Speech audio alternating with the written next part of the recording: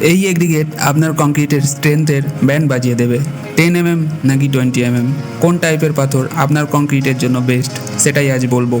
বেশিরভাগ ইঞ্জিনিয়ারদের মনে হয় কি এই 10 mm পাথর যদি তারা কংক্রিটে ইউজ করে তাহলে তাদের কংক্রিটের স্ট্রেংথ কমে যাবে, কিন্তু এমনটা নয়। আপনি যে কোনো সিঙ্গেল সাইজের অ্যাগ্রিগেট ইউজ করুন না কেন, তা 10 mm হোক বা 20 mm, তবে তার স্ট্রেংথ কমবে। তো কংক্রিটকে যদি ডেন্স, স্ট্রং আর ইমপারমিয়েবল বানাতে চান তবে অ্যাগ্রিগেটের গ্রেডিং থাকা খুব জরুরি। এখন গ্রেডিং মানে হচ্ছে, যেমন এখানে দেখতে পাচ্ছেন 20 mm এর যে গ্যাপ আছে তা 10 mm এর অ্যাগ্রিগেট ফুলফিল করছে, আর 10 mm এর যে গ্যাপ আছে তা বালি ফুলফিল করছে, আর বালির মাঝে যে গ্যাপ হচ্ছে তা সিমেন্ট স্লারি ফুলফিল করবে আর প্রপার বন্ড বানাবে, যাতে কংক্রিট ডেন্স হবে, কোহেসিভ হবে, স্ট্রং হবে আর জীবনে লিক হবে না।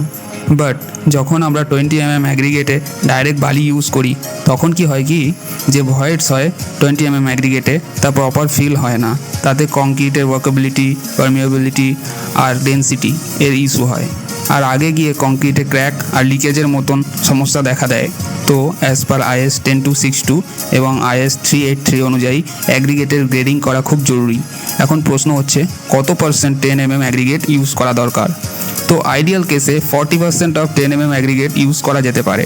ডিপেন্ডস অন আপনার কংক্রিটের ওয়ার্কেবিলিটির উপর ভ্যারি করবে, যেমন 60-40 অথবা 70-30 এর প্রপোর্শন থাকা উচিত। মেক শিওর কি অ্যাগ্রিগেটের গ্রেডিং প্রপার নিয়মে হোক, যাতে কংক্রিটের স্ট্রেংথ খুব ভালো হয়, ডেন্সিটি ভালো হোক এবং কংক্রিটের পারমিয়েবিলিটি হোক, আর ভবিষ্যতে ক্র্যাক্সের মতন প্রবলেম না আসে। Thank you so much for watching this video, and for more construction tips please follow us.